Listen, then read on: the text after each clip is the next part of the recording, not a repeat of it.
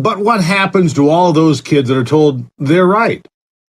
They were born in the wrong bodies, so just listen and hold on tight.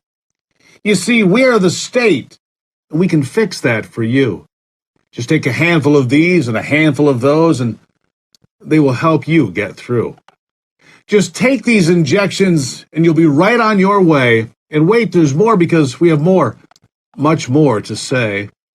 We'll just cut off some pieces and parts you don't need. And soon, I promise, you'll be better, indeed.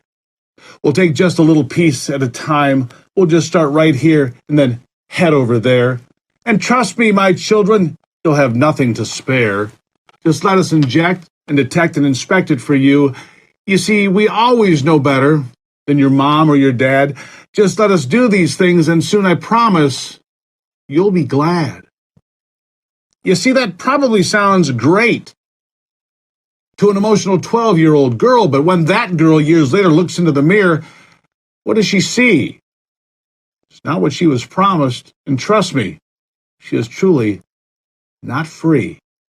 Listen. So what message do I want to bring to American teenagers and their families?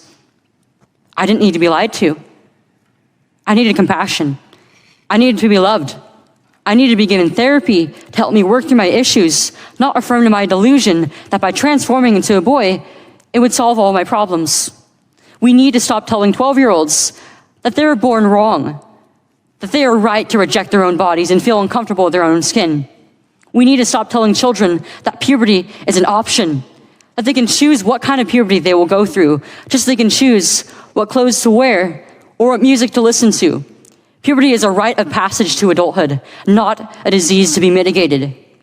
Today, I should be at home with my family celebrating my 19th birthday, and instead I'm making a desperate plea to my elected representatives. Learn the lessons from other medical scandals like the opioid crisis, to recognize that doctors are human too, and sometimes they are wrong. My childhood was ruined along with thousands of detransitioners that I know through our networks. This needs to stop. You alone can stop it. Enough children have already been victimized by this barbaric pseudo-science. Please let me be your final warning. Please let me be your final warning. Detransitioner Chloe Cole, you don't hear those stories, do you? As a young girl, she was confused, didn't want to be a boy, but said, I don't feel right in my body, and quickly was ushered off into the doctor's office. Had a radical mastectomy at the age of 12. Her life was ruined. Listen to what she says, massive scarring, permanent damage. Explaining that a growing problem with our kids, regretting that they were pushed into transgender, quote, care. She says it's not care at all, so wake up, my friends, as I try to experiment on all of us. Some with garbage vaccines, others with junk science on turning boys into girls and girls into boys, plus the idea that they can just be in charge, that they can set the level of the oceans right there and the temperature at the farm.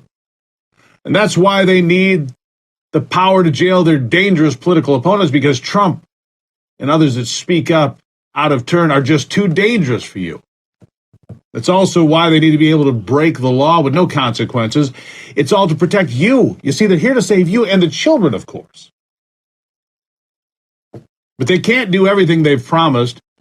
We've already seen that President Trump is not dangerous to America. But you know what is? The current status quo, the current set of elites running not only our country, but running wild over the planet.